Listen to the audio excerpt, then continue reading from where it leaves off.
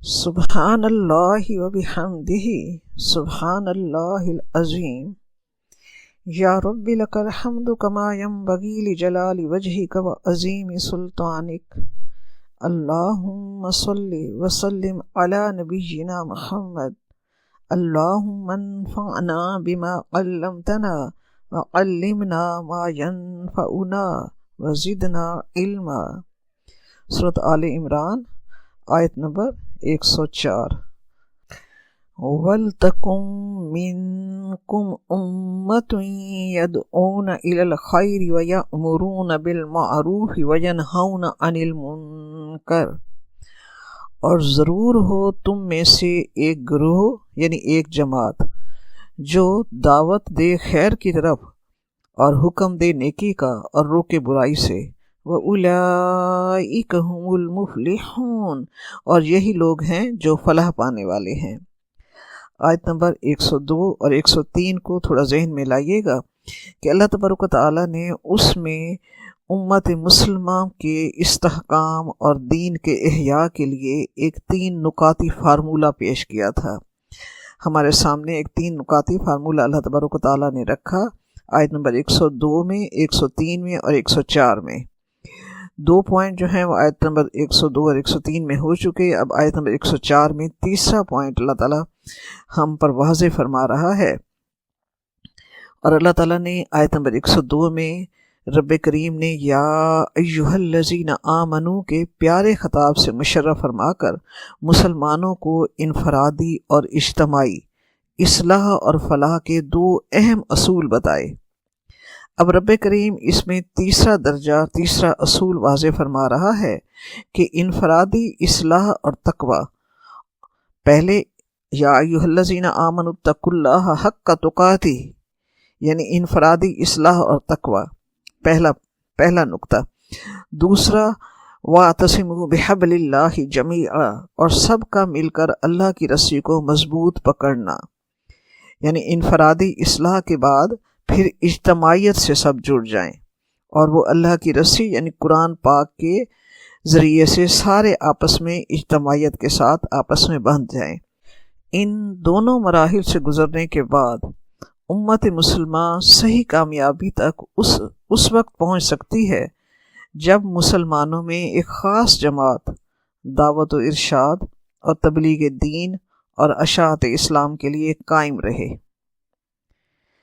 رب کریم نے یہاں لفظ فرمایا منکم، یعنی تم میں سے ایک جماعت وجود میں آنی چاہیے۔ امت مسلمہ جو اب دنیا کی آبادی میں سے ہر 5واں شخص جو ہے مسلمان ہے، ایک کثیر تعداد پر مشتمل ہے، لیکن خواب غفلت میں مدہوش ہے، اپنے منصب کو بھولی ہوئی ہے، دین سے دور ہے۔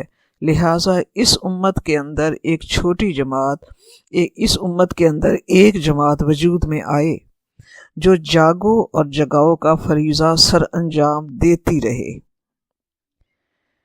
جو یہ جانے کہ خیر کیا ہے اور شر کیا ہے اور لوگوں میں اس کا شعور بیدار کرے۔ یاد رہے کہ ہر متنفس پر تبلیغ حق فرض ہے، لیکن تاہم ایک جماعت تو خاص اسی کام میں مشغول رہے جو اپنی زندگی وقف کر دے۔ اس سے مراد ایسے لوگ ہیں جو اپنی زندگی کے کافی سال لگا کر، کافی وقت لگا کر پوری محنت اور توجہ کے ساتھ علوم شریعت میں عبور حاصل کریں اور دعوت دین کے آداب سے واقف ہوں۔ ان کی زندگی کا مقصد اور زندگی کا وظیفہ ہی یہ ہونا چاہیے کہ وہ لوگوں کو اچھے کام کا حکم دیں اور برے کام سے روکتے رہیں۔ اس میں پہلا سٹیپ ان کے لیے کیا ہے؟ یدعون الی الخیر، خیر کی طرف بلائے۔ سب سے بڑا خیر کیا ہے؟ آپ صلی اللہ علیہ وآلہ وسلم نے فرمایا الخیر قرآن و سنت کا علم ہے۔ سب سے بڑا خیر قرآن پاک ہے۔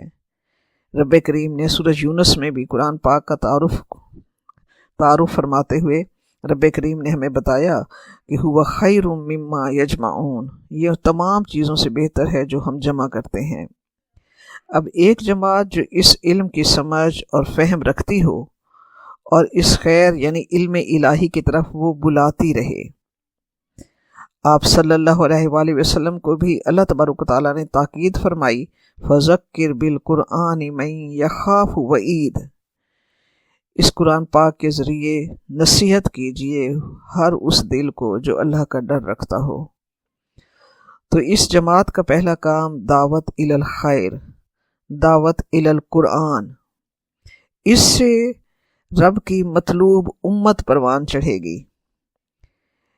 اس جماعت کے موجود رہنے سے اور وہ اگر اپنا فرض ادا کرتے رہیں گے تو امت مسلمہ کو تازہ انرجی ملتی رہے گی۔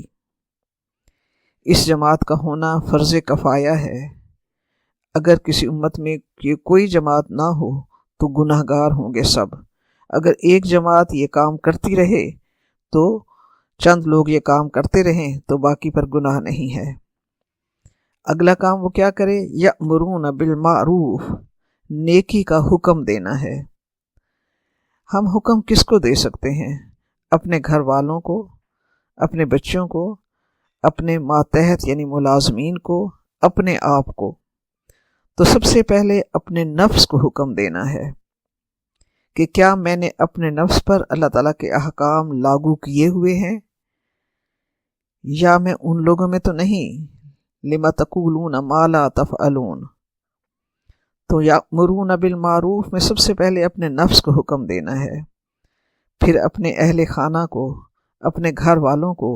رب کریم نے اپنے پیارے حبیب کو ارشاد فرمایا وَأَنذِرْ عَشِيرَتَكَ الْأَقْرَبِينَ، اور اپنے اقربا اور اپنے اہل کنبہ کو اللہ کا ڈر سنائیے۔ تو اس جماعت پر بھی پہلا فرض یہی ہے کہ اپنے نفس پر اور اپنے اہل خانہ پر اور اپنی رعیت پر نیکی کا حکم دے، کیونکہ روز محشر ہر ایک سے اس کی رعیت کے بارے میں سوال ہوگا۔ یہ نہ ہو کہ میں خود نماز پڑھتی رہوں، مصلی تسبیح وقت گزاروں اور اپنی اولاد اور اپنے گھر کے ملازمین کی پرواہ ہی نہ ہو کہ ان تک اللہ تعالیٰ کا پیغام پہنچا ہے، انہیں اپنے مسلمان ہونے کے ساتھ دین اسلام کے صحیح تقاضے ان تک پہنچے ہیں۔ اس کے بعد آگے کیا کرنا ہے؟ یأمرون بالمعروف، پھر یہی کام اجتماعیت کی طرف آگے بڑھانا ہے، کرنا ہے، کیونکہ اللہ تبارک و تعالیٰ نے ڈیوٹی لگائی ہے۔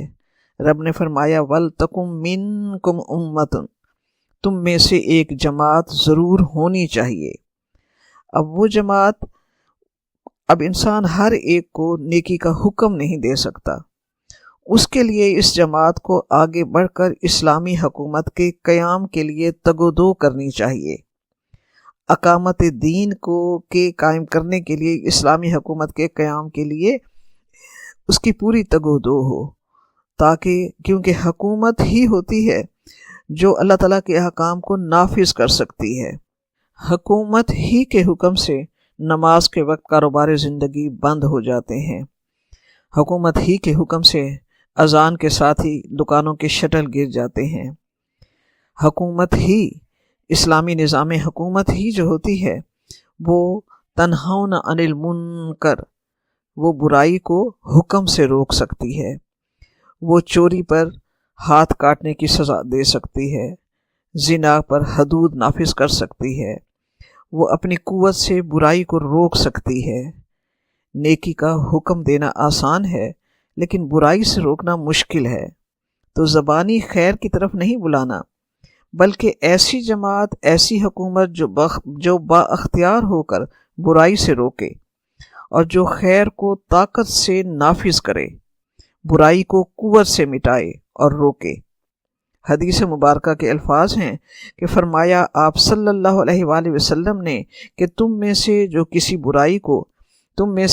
برائی کو دیکھے تو اسے ہاتھ سے روکے، اگر اسے اس کی طاقت نہ ہو تو زبان سے روکے، اگر یہ بھی نہ کر سکے تو دل سے برائی سے نفرت کرے، اگر یہ بھی نہیں تو پھر اس کے دل میں رائی کے دانے کے برابر بھی ایمان نہیں ہے۔ یہ نہیں کہ ہم بیٹھے رو رہے ہیں کہ دشمنان اسلام نے سوشل میڈیا کے ذریعے ہماری نسل کو تباہ کر دیا ہے، ہماری ثقافت کو برباد کر دیا ہے، اور ہم بے بس بیٹھے ہوں اور ہم کچھ بھی نہ کر سکیں۔ تو اقامت دین کے لیے بھی اس جماعت نے کوشش کرنی ہے کہ اسلامی حکومت پوری قوت اور جلال و شکوہ کے ساتھ دین کو نافذ کرے۔ مسند احمد میں حدیث مبارکہ ہے کہ آپ صلی اللہ علیہ وآلہ وسلم نے فرمایا، اس ذات کی قسم جس کے ہاتھ میں میری جان ہے، تم اچھائی کا حکم دیتے اور برائیوں کی مخالفت کرتے رہو گے، ورنہ ان قریب اللہ تعالیٰ تم پر اپنا عذاب نازل فرما دے گا، تم دعائیں کرو گے اور وہ قبول نہ ہوں گی۔ تو سوچئے کہ دعاؤں کا قبول نہ ہونا عذاب کی ایک شکل ہے۔ آج ہم دیکھتے ہیں کہ دعائیں ہر جگہ ہو رہی ہیں، جمعہ کے اجتماعات میں، حج و عمرہ کے موقع پر ہم دیکھتے ہیں کہ بیت اللہ کے آگے رو رو کر، مزدلفہ میں اور روضہ رسول کی جالیوں کے سامنے اور میدان عرفات میں کس طرح گڑ گڑا کر دعائیں مانگتے لوگوں کو دیکھتے ہیں ہم۔ سچی بات تو یہ ہے کہ بعض اوقات دل پسیج جاتا ہے اور بندے کے لب سے نکلتا ہے کہ اللہ اب تو رحم فرما دے، مگر جب حدیث مبارکہ کا یہ حصہ پڑھتے ہیں کہ اگر تم نے امر بالمعروف اور نہی عن المنکر نہ کیا تو اللہ کا عذاب آئے گا، اور عذاب کی ایک شکل یہ ہوگی کہ تمہاری دعائیں قبول ہونا بند ہو جائیں گی، تم اللہ کو پکارتے پھرو گے، اللہ دعائیں نہیں سنے گا۔ تو امت کے احیاء کے لیے، امت میں دین کے احیاء کے لیے، امت کے استحکام کے لیے، امت مسلمہ کو قدم آگے بڑھانے کے لیے، اس کی مضبوطی کے لیے، وَلْتَكُمْ مِنْكُمْ أُمَّةٌ، تم میں ایک جماعت ضرور موجود ہونی چاہیے جو دعوت دین کا فریضہ، جن کی زندگی کا مقصد ہو۔ اب دعوت دینے کا انداز کیسا ہونا چاہیے؟ جیسے انوائٹنگ کا انداز ہوتا ہے، جب ہم کسی کو بلاتے ہیں تو انویٹیشن کارڈ چھپواتے ہیں اور کوشش کرتے ہیں کہ وہ بہت خوبصورت ہو۔ بالکل دین سے بڑھ کر خوبصورت چیز اور کیا ہے؟ دین اسلام سے بڑھ کر اللہ تعالیٰ کے نزدیک کوئی اور پسندیدہ دین نہیں ہے۔ اتنے پیارے دین کی طرف بلانے کا انداز، انوائٹ کرنے کا انداز بھی بہت ہی اچھا ہو، بہت ہی حکمت والا ہو، بہت ہی پردرد ہو، تکبر والا نہ ہو۔ انوائٹنگ کا انداز ایسا نہ ہو کہ کسی کی تحقیر ہو رہی ہو، انسلٹنگ انداز نہیں ہو، بلکہ جھک کر نرمی سے، محبت سے بلایا جائے، کیونکہ جس ذات کی طرف بلایا جا رہا ہے، جس کے دین کی طرف بلایا جا رہا ہے، وہ ذات خود محبتوں سے بھرپور ہے، جو اپنے ہر بندے سے اتنا پیار کرتی ہے جو انسان کے تصور سے بھی بہت آگے ہے۔ الحمدللہ۔ آیت نمبر 105، وَلَا تَكُونُوا كَالَّذِينَ تَفَرَّقُوا وَاخْتَلَفُوا مِن بَعْدِ مَا جَاءَهُمُ الْبَيِّنَاتُ وَأُولَئِكَ لَهُمْ عَذَابٌ عَظِيمٌ، اور تم نہ ہو جانا ان لوگوں کی طرح جنہوں نے تفرقہ کیا اور فرقہ فرقہ بن گئے، انہوں نے آپس میں اختلاف کیا اس کے بعد کہ آ گئی ان کے پاس واضح نشانیاں، اور یہی لوگ ہیں کہ ان کے لیے بہت بڑا عذاب ہے۔ ترقی کے مراحل طے کرنے کے لیے، دین کے استحکام اور دین کے احیاء کے لیے اللہ تبارک و تعالیٰ 3 نکاتی فارمولہ پیش کرنے کے بعد مزید تاکید فرماتا ہے امت مسلمہ کو کہ دیکھو تم ان لوگوں کی طرح نہ ہو جانا جن کے پاس دین کا علم پہنچ گیا، اور دین کے علم کے بعد بھی انہوں نے دین میں اختلافات اور فرقے بنائے۔ تو اس مخصوص جماعت کے وجود اور قیام کے حکم کے ساتھ اللہ تعالیٰ یہ بہت ہی پیاری سی ہدایت اور تاکید مسلمانوں کو فرما رہا ہے کہ تم یہود و نصارہ کی طرح نہ ہو جانا، کہ خدا تعالیٰ کے صاف احکام پہنچنے کے بعد محض نفسانی خواہشات کی پیروی کر کے، دین میں فرقہ بندیاں کر کے، دین کی وحدت کو انہوں نے تباہ کر دیا، دین کی اجتماعیت کو انہوں نے نقصان پہنچایا۔ ان لوگوں کے سامنے دین بہت واضح آ چکا تھا، لیکن وہ دین کی بنیادی باتوں کو چھوڑ کر دین کی ثانوی باتوں میں لگ گئے، دین کی اساسیات یعنی بنیاد کو چھوڑ کر بہت سے فروعی مسائل، جس طرح ایک درخت کی جڑ ہوتی ہے مگر اس کے بعد اس کی شاخیں ہوتی ہیں، تو اصل اساس اور بنیاد کو چھوڑ کر وہ ثانوی باتوں میں ایک دوسرے پر سبقت لے جاتے ہوئے اور ایک دوسرے سے جدا جدا ہوتے چلے گئے، اور انسانوی باتوں کو، ان فروئی باتوں کو ایسی اہمیت دی کہ دین کی بنیاد کو، جسے اللہ تبارک و تعالیٰ نے حبل اللہ کہا، اسے چھوڑ کر ضمنی باتوں کی طرف لگ گئے۔ نتیجہ یہ نکلا کہ الگ الگ جماعتیں بن گئیں۔ آپ صلی اللہ علیہ وآلہ وسلم نے فرمایا، اہل کتاب اپنے دین میں اختلاف کر کے 72 فرقے بن گئے، اور میری امت کے 73 فرقے ہوں گے، خواہشات نفسانی اور خوش فہمی میں ہوں گے۔ بلکہ میری امت میں ایسے لوگ بھی ہوں گے جن کی رگ رگ میں نفسانی خواہشات اس طرح گھس جائیں گی جس طرح کتے کے کاٹے انسان کی ایک ایک رگ، ایک ایک جوڑ میں اس کا اثر پہنچ جاتا ہے۔ اے عرب کے لوگو، تم اپنے نبی کی لائی ہوئی چیز پر قائم نہ رہو گے تو اور لوگ تو بہت دور ہو جائیں گے۔ تو اللہ تعالیٰ فرقہ پرستی سے روک رہا ہے۔ امت کے استحکام اور اجتماعیت کو فرقہ پرستی انتہائی نقصان پہنچاتی ہے۔ اللہ تبارک و تعالیٰ نے سورۃ الانعام میں فرمایا، ان الذین فرقوا دینہم وکانوا شیعا لست منہم فی شیء۔ جن لوگوں نے اپنے دین میں بہت سے راستے نکالے اور کئی کئی فرقے ہو گئے، اے نبی صلی اللہ علیہ وآلہ وسلم، ان سے آپ کو کچھ کام نہیں۔ انما امرہ الی اللہ، ان کا معاملہ اللہ کی طرف ہے۔ اگر مسلمان سچے دل سے اللہ کے دین کو قائم کرنے کی جد و جہد میں لگ جائے تو پھر اسے کسی فرقہ پرستی کا ہوش نہیں رہتا۔ وہ صرف دین اسلام کو نافذ کرے گا اور اسی کام میں لگے گا۔ وہ سب کو بلائے گا، تم بھی آ جاؤ، تم بھی آ جاؤ، اللہ کی رسی سے مضبوط جڑ جاؤ۔ اور سچی بات تو یہ ہے کہ اگر انسان کو قرآن پاک صحیح طور پر سمجھ آ جائے تو پھر کوئی فرقہ، کوئی اختلاف باقی نہیں رہتا۔ اگر ہم قرآن پاک کو صحیح طور پر سمجھ کر پڑھ لیں تو کوئی حنفی، شافعی، حنبلی نہیں رہتا، بلکہ مسلمان ہی ہوتا ہے۔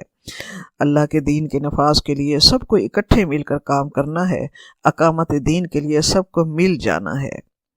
اب جس کا مقصد دین اسلام کو مضبوط کرنا نہیں بلکہ صرف اپنے ذاتی مرکز کو، اپنی ذاتی جماعت کو مضبوط کرنا ہے، تو پھر وہ تو کہے گا کہ میری اس کے پیچھے نماز نہیں ہوتی۔ قرآن پاک ہمیں بار بار اس چیز سے روک رہا ہے، ہمیں اس سے رکنا ہے۔ ان لوگوں کو روکنا چاہیے جنہوں نے فرقوں کو پہچان بنا لیا ہے۔ اس سے بڑی بات اور کیا ہوگی کہ رب کریم سمجھا رہا ہے، سورۃ الروم کی آیت نمبر 33 ہے، وَلَا تَكُونُوا مِنَ الْمُشْرِكِينَ، دیکھو تم مشرکین میں سے نہ بننا۔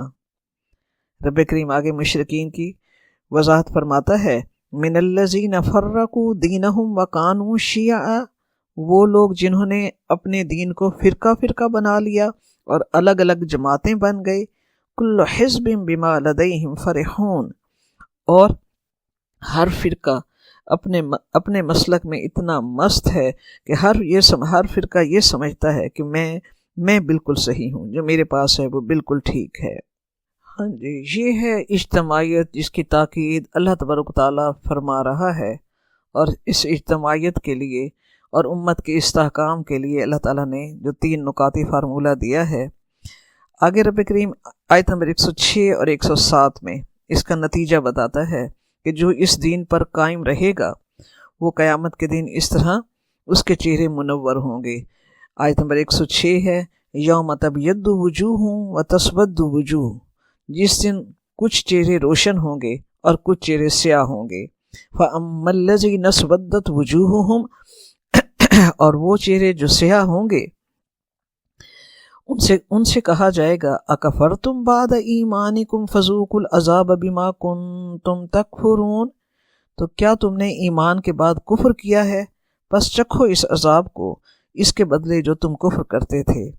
آیت نمبر 107 کو ساتھ لیں گے، وَأَمَّا الَّذِينَ ابْيَضَّتْ وُجُوهُهُمْ فَفِي رَحْمَةِ اللَّهِ هُمْ فِيهَا خَالِدُونَ، اور وہ جو سفید ہوں گے چہرے تو ان کی وہ اللہ تعالیٰ کی رحمت میں ہوں گے اور وہ اس رحمت میں ہمیشہ رہیں گے۔ تو اللہ تبارک و تعالیٰ اس میں فرما رہا ہے کہ جو فرقہ پرستی کو ختم کر کے، آپس کے اختلافات کو ختم کر کے صرف ایک ہی دین حق کا، سچے دین اسلام پر قائم رہے گا، لوگوں کو بھی متحد ہونے کی ترغیب دے گا اور خود بھی دین اسلام اور اللہ کے دین سے جڑ جائے گا، اس پر قائم اور ثابت قدم رہے گا، تو اس قیامت کے دن ان کے چہرے روشن ہوں گے۔ یہی لوگ اللہ تبارک و تعالیٰ کی رحمت کے سائے میں ہوں گے۔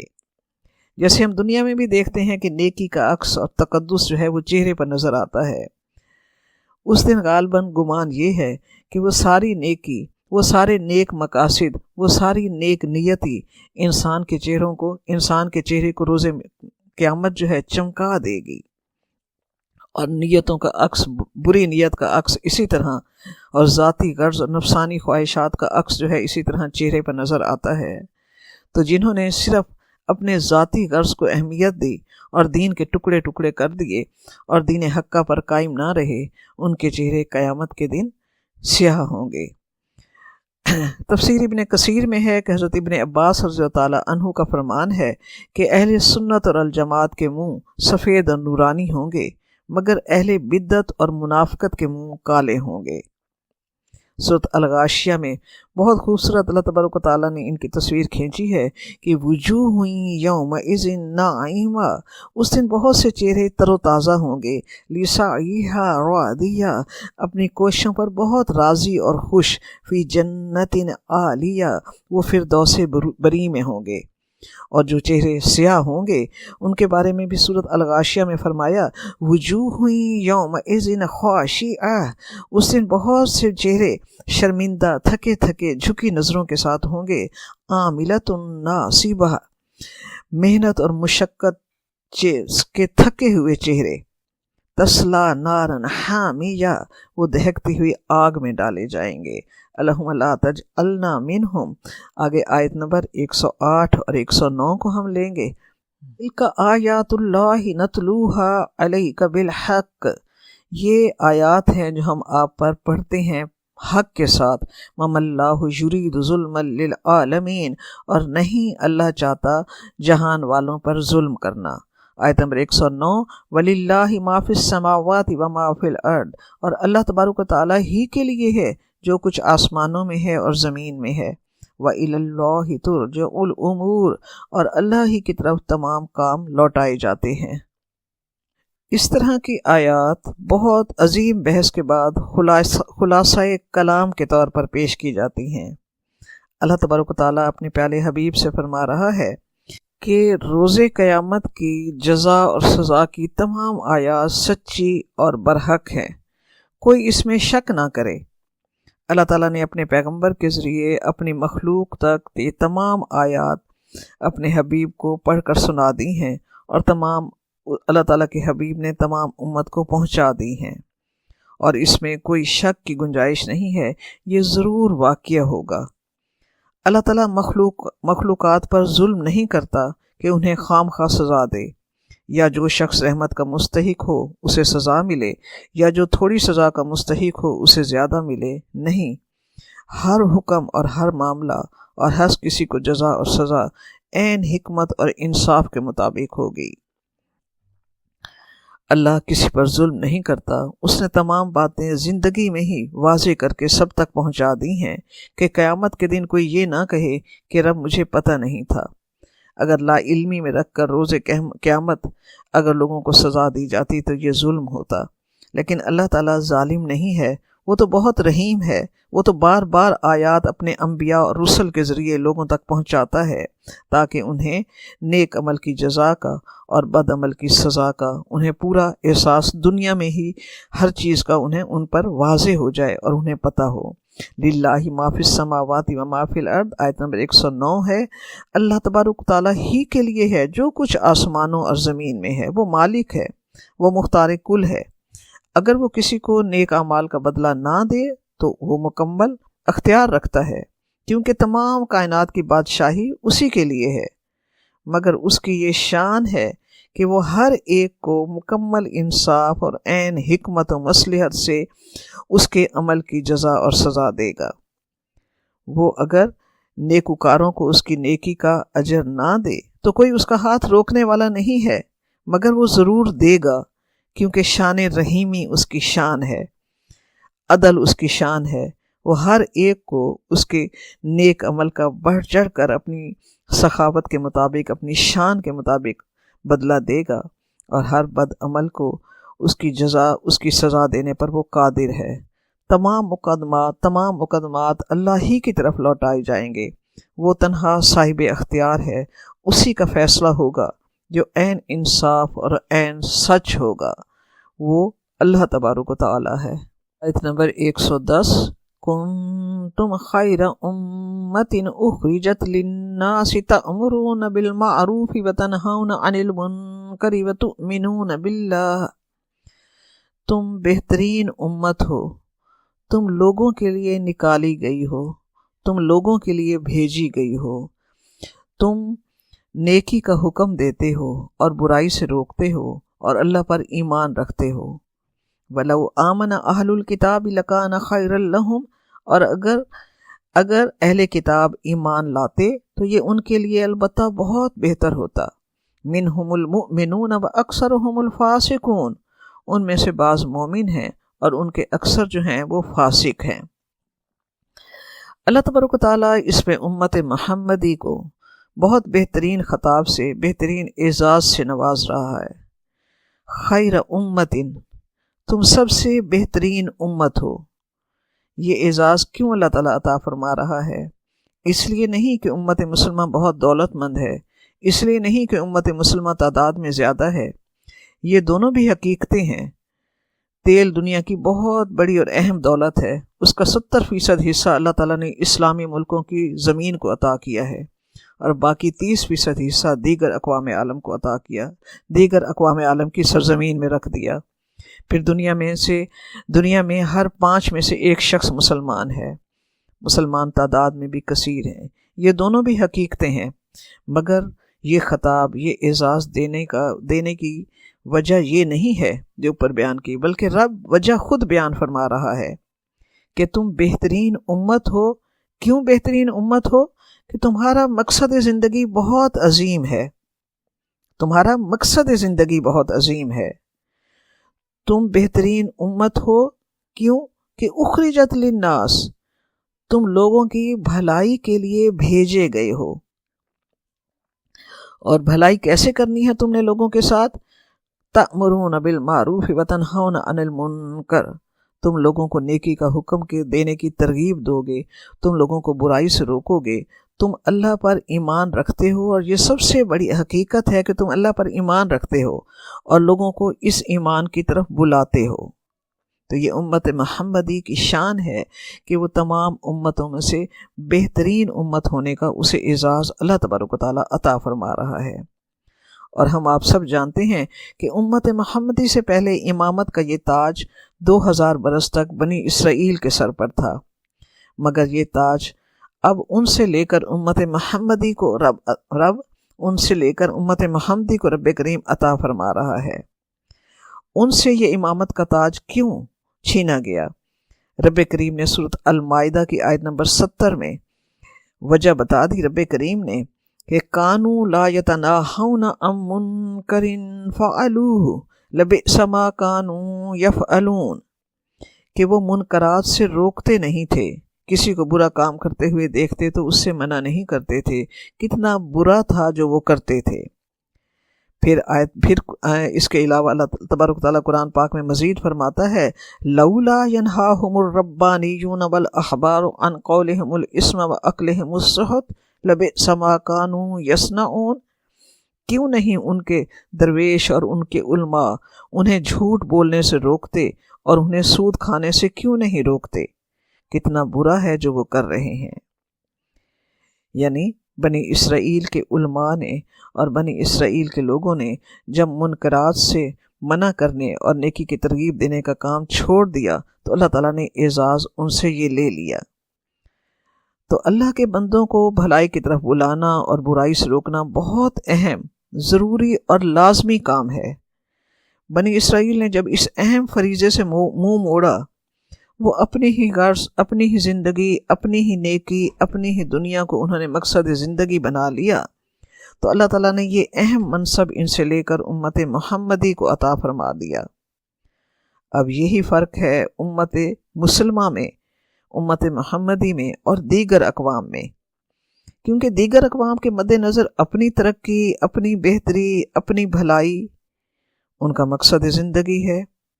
دوسری اقوام اگر ایسا کریں تو کریں، مگر امت محمدی کی یہ شان نہیں ہے کہ وہ اپنی فکر، اپنی ذات کے حصار میں گم ہو۔ میری پریشانی، میرا دکھ، میرے بچے، میرا کاروبار، میری نماز، میرا روزہ، نہیں، یہ گفتگو زیب نہیں دیتی مسلمان کو۔ جس امت کی یہ شان ہو کہ اللہ تبارک و تعالیٰ نے اس میں اپنا پیارا رسول، اپنا محبوب حبیب خدا جس امت میں بھیجا گیا ہو، جسے بہترین شریعت دی گئی ہو، جس کے پاس اللہ تبارک و تعالیٰ نے اپنی آخری کتاب قرآن پاک رکھوائی ہو، اور اس کے لیے اللہ تعالیٰ نے ان سے وعدہ کیا ہو انا نحن نزلنا الذکر وانا لہ لحافظون، کہ ہم ہی اس قرآن پاک کو نازل کرنے والے ہیں اور ہم ہی اس کی حفاظت کرنے والے ہیں۔ آج ہم نے دیکھا کہ 1450 سال کے بعد بھی قرآن پاک محفوظ ہے، اور اسلام کی حفاظت کا ذمہ رب کریم نے مسلمانوں کو دیا ہے۔ تو کیا اسلام کی حفاظت کی ذمہ داری مسلمان نبھا رہے ہیں؟ اگر وہ یہ نبھا رہے ہیں تو یقیناً وہ اس عہدے کے، اس اعزاز کے، اس خطاب کے مستحق ہیں۔ سوچیں، ہمیں دنیاوی طور پر اگر عہدے ملے ہوتے ہیں تو ہم کتنے کانشیس ہوتے ہیں ان عہدوں کے بارے میں۔ کوئی پروفیسر ہے، کوئی ڈاکٹر ہے، کوئی ڈی ایم ہے، کوئی سی او ہے، جتنا بڑا عہدہ ہوتا ہے ذمہ داری بھی اتنی ہی اہم ہوتی ہے، اور ہم اسے پورا نبھانے کی کوشش کرتے ہیں۔ اب ایک عہدہ رب کریم ہم آپ سب کو عطا فرما رہا ہے، خیر امتین کا، کہ تم تمام اقوام عالم میں بہترین امت کے عہدے پر فائز ہو۔ تو کیا ہم آیت کا ایک حصہ کنتم خیر امتین لے لیں گے اور اگلا حصہ تأمرون بالمعروف وتنہون عن المنکر کو نہیں سمجھیں گے؟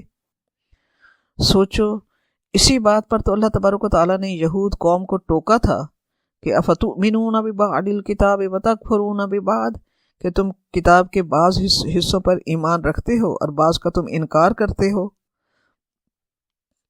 تو اتنے بڑے اعزاز کا، بہترین امت ہونے کی ذمہ داریوں کو دیکھیے گا۔ پہلی گائیڈ لائن اللہ تبارک و تعالیٰ نے آیت نمبر 102، 103، 104 میں عطا فرما دی کہ تم سب سے پہلے ہر شخص اپنے اندر انفرادی تقوی کا پورا حق ادا کرے،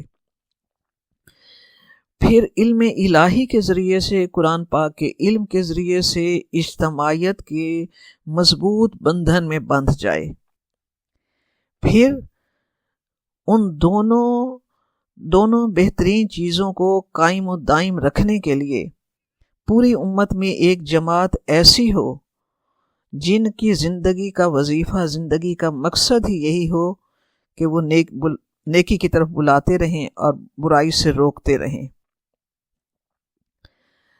اب رب کریم اگلا قدم بتا رہا ہے، اس میں بتایا کہ تمام امت میں ایک جماعت ہونی چاہیے۔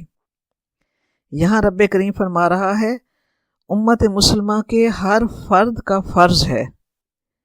یہ آیت نمبر 110 جو ہے اس کا، اور آیت نمبر 102، 103 اور 104 کا نزول، زمانہ نزول میں ایک فاصلہ ہے۔ کنتم خیر امت، ان کی آیت جو ہے وہ تحویل قبلہ کے بعد نازل ہوئی، جب امت مسلمہ کے سر پر امامت کا تاج رکھا گیا، جب بنی اسرائیل کو اس عہدے سے معزول کر دیا گیا، جب امت مسلمہ کو یہ تاج پہنا دیا گیا۔ یہ آیت 3 ہجری میں نازل ہوئی۔ سوچیں، 12 سال کی مکی زندگی کی مکمل تربیت، دین کے مکمل خلوص اور سچائی پر قائم رہنے کے بعد، اور ہجرت کے تمام تر مراحل گزرنے کے بعد، اسلامی ریاست مدینہ میں اسلامی ریاست کی بنیاد کے تمام تر مراحل سے گزرنے کے بعد، پورے 15-16 برس کی محنت کے بعد اب رب فرما رہا ہے امت محمدی سے کہ کنتم خیر امتن، اب تمہیں اس عہدے پر، اس اعزاز پر قائم کر دیا گیا ہے، اب تم نے یہ ذمہ داری نبھانی ہے تا قیامت۔ اب تا قیامت امت مسلمہ کے ہر فرد کی یہ ذمہ داری ہے کہ وہ بھلائی کی طرف بلائے اور برائی سے روکے۔ ٹھیک ہے، آیت نمبر 104 میں یہ سمجھایا گیا کہ ایک جماعت بھی ہو مضبوط، لیکن اس جماعت کے موجود ہونے کے بعد اب یہ ہے کہ امت مسلمہ کا ہر فرد بھی اپنی اپنی سطح پر، اپنی اپنی استطاعت کے مطابق بھی یہ فرض پورا ادا کرے کہ وہ بھلائی کی طرف بلائے اور برائی سے روکے۔ ہر پیغمبر نے اللہ کی سونپی ہوئی، ہر پیغمبر نے اللہ تبارک و تعالیٰ کی سونپی ہوئی اس ذمہ داری کو نبھایا ہے۔ کس ذمہ داری کو؟ نیکی کی طرف بلانے کا اور برائی سے روکنے کا۔ ہم امت محمدی نبی آخر الزمان کی امت ہیں۔ اب نبوت کا سلسلہ ختم ہو چکا، اب تا قیامت امت محمدی کے ہر فرد نے یہ ذمہ داری نبھانی ہے۔ امت محمدی کا ہر فرد دین کا پیامبر ہے۔ علماء جو ہوتے ہیں وہ انبیاء کے وارث ہوتے ہیں۔ انبیاء کی وراثت کوئی ترکہ نہیں ہوتی، علم انبیاء کی وراثت ہوتی ہے۔ اس علم کی روشنی تمام افراد نے پھیلانی ہے۔ اب ہم دیکھیں کہ ہمیں کیا کرنا ہے۔ تأمرون بالمعروف، سب سے بڑا معروف، سب سے بڑی نیکی اللہ کی زمین پر اللہ کا نظام قائم کرنا ہے۔ سب سے بڑی بھلائی اللہ تعالیٰ کو ماننا اور اللہ تعالیٰ کی مان کر چلنا ہے اور اس راہ کی ترغیب دینی ہے۔ اگر امت مسلمہ کا ہر فرد نیکی کرے اور نیکی کی طرف بلائے، برائی کو ناپسند کرے اور برائی سے روکے، تو اللہ کی زمین پر اللہ کا نظام قائم و دائم ہو جائے گا۔ اس لیے ہر فرد نے اللہ کے بندوں کو اللہ کا تعارف کروانا ہے، اللہ تبارک و تعالیٰ کی پہچان کروانی ہے۔ یہ ہر فرد کے ذمہ ہے۔ حضرت داؤد علیہ السلام نے اللہ تبارک و تعالیٰ سے پوچھا، یا اللہ تجھے کون سا بندہ سب سے زیادہ پسند ہے؟ اللہ تبارک و تعالیٰ نے فرمایا، جو میرے بندوں کو مجھ سے ملائے۔ یقین جانے ہر مسلمان کے دل کی مردہ کلی کھل اٹھے گی جب ان کے دل میں اللہ تبارک و تعالیٰ کی پہچان آ جائے گی کہ سب سے زیادہ محبت کے لائق صرف اور صرف اللہ تبارک و تعالیٰ کی ذات ہے، اور اس کے بعد وہ ذات جس نے اللہ سے محبت کی اور جس سے اللہ تبارک و تعالیٰ نے محبت کی، یعنی رسول پاک صلی اللہ علیہ وآلہ وسلم کی ذات مبارکہ، اور منکرات کو اس نے روکنا ہے۔ اللہ کے مقابل کوئی کھڑا ہو جائے، اس شرک کو مٹانا ہے۔ گزرے ہوئے کل میں تو فرعون، نمرود اور شداد ہی صرف اللہ کے مقابل میں آ کھڑے ہوئے تھے۔ آج تو ہم نے ہر دوسری شے کو اللہ کے مقابل جگہ دے دی ہے۔ دولت کو، سپر پاور کو، مادی ترقی کو، نفسانی خواہشات کو۔ ہم اللہ تبارک و تعالیٰ سے دوری کے راستے پر چل پڑے ہیں۔ مگر ہمیں صرف خود ہی جہنم سے نہیں بچنا، ساری بنے ہوئے انسان کو جہنم سے بچانا ہے۔ آپ صلی اللہ علیہ وسلم کی حدیث مبارکہ ہے کہ میرا اور تمہارا تعلق ایسے ہے جیسے کسی نے آگ کا الاؤ روشن کیا ہو اور پتنگے اس میں آ کر گر کر جل کر مر رہے ہوں۔ اسی طرح تم بھی جہنم کی آگ میں گرنا چاہتے ہو، اور میں تمہیں کمر سے پکڑ پکڑ کر اس آگ سے روکنے کی کوشش کر رہا ہوں۔ تا قیامت امت محمدی کے ہر فرد نے بھی یہ کوشش کرنی ہے۔ صرف خود جہنم سے نہیں بچنا، پوری بنی ہوئے انسان کو جہنم سے بچانے کی کوشش میں اپنا پورا حصہ ڈالنا ہے۔ آج ہم دیکھیں کہ ہم دولت جو خون پسینے سے کماتے ہیں، لیکن کیا ہو رہا ہے کہ اسی خون پسینے کی کمائی ہوئی دولت سے ہم جہنم خرید رہے ہیں۔ ہر گناہ، ہر لذت دولت سے خریدا جا رہا ہوتا ہے۔ رقص و سرود کی محفلیں، شراب و جوا و زنا کی محفلیں، کون سی چیز ہے جو دولت کے بغیر ہوتی ہے؟ دنیا کے سوئے ہوئے دلوں کو جگانا ہے کہ سوچئے کہ جنت جو مفت میں رات کے پچھلے پہر میں 2 سجدوں اور نالہ نیم شبی کی لذت سے مل جاتی ہے۔ اس لذت سے دنیا کو آگاہ کرنا ہے، اس روحانی غذا کو دنیا والوں تک پہنچانا ہے۔ آج یہ کام مشکل بہت ہے مگر لازم ہے۔ ڈیوٹی اللہ تعالیٰ نے لگائی ہے کہ گمراہیوں کی تاریکیوں کو ختم کرنا ہے، حق کی روشنی کو پھیلانا ہے، اخلاق حسنہ کی لذت سے آگاہ کرنا ہے، اور طریقہ رسول پاک صلی اللہ علیہ وآلہ وسلم کا۔ حضرت عمر فاروق رضی اللہ تعالیٰ عنہ نے فرمایا کہ جو شخص تم میں سے چاہتا ہو کہ اس خیر الامم میں شامل ہو تو اسے چاہیے کہ وہ اللہ تبارک و تعالیٰ کی شرط پوری کرے، پھر وہ کنتم خیر امت ان کا فرد ہوگا۔ کون سی شرط؟ امر بالمعروف اور نہی عن المنکر اور ایمان باللہ، خود درست ہو کر دوسروں کو بھی اس بہترین راہ کی ترغیب دینی ہے۔ فردن نہیں جینا۔ اسلام خود غرضی کی تعلیم نہیں دیتا کہ ذاتی عبادت کر لو، تسبیح، مصلی، نوافل اور وظائف کو اپنی زندگی بنا لو۔ نہیں، اللہ کے دین کو ہر گھر تک، ہر دل تک، ہر کان تک پہنچانا ہے۔ اچھی بات اگر ہم تک پہنچے تو اس اچھی بات سے ہر دل کو منور کرنا ہے۔ اگر اپنی ذات کے لیے کوشش کرنی ہے کہ مکروہات سے بچیں تو یہ شعور نوع انسانی کے تک پہنچانا ہے اور تمام لوگوں کے دلوں میں اتارنا ہے۔ اسی آیت کے آخری حصے میں اللہ تبارک و تعالیٰ نے فرمایا وَلَوْ آمَنَ أَهْلُ الْكِتَابِ لَكَانَ خَيْرًا لَهُمْ، اگر اہل کتاب ایمان لاتے تو ان کے لیے بہتر ہوتا۔ مِنْهُمُ الْمُؤْمِنُونَ وَأَكْثَرُهُمُ الْفَاسِقُونَ، ان میں سے بعض مومن ہیں اور اکثر ان میں سے نافرمان ہیں۔ تو اہل کتاب ایمان لائیں تو اس کے لیے ضروری تو یہ ہے کہ مسلمان ان تک دین کا پیغام پہنچائیں کہ اللہ کے آخری نبی اور اللہ کی آخری کتاب پر ایمان لے آؤ۔ رب فرما رہا ہے اگر وہ ایمان لے آتے تو بہتر ہوتا۔ یہ ترغیب نہیں ہے، رب کی طرف سے وارننگ ہے کہ اللہ کے ہر رسول اور اللہ کی ہر بھیجی ہوئی کتاب پر ایمان لانا آخرت کی کامیابی کے لیے ایک لازم چیز ہے۔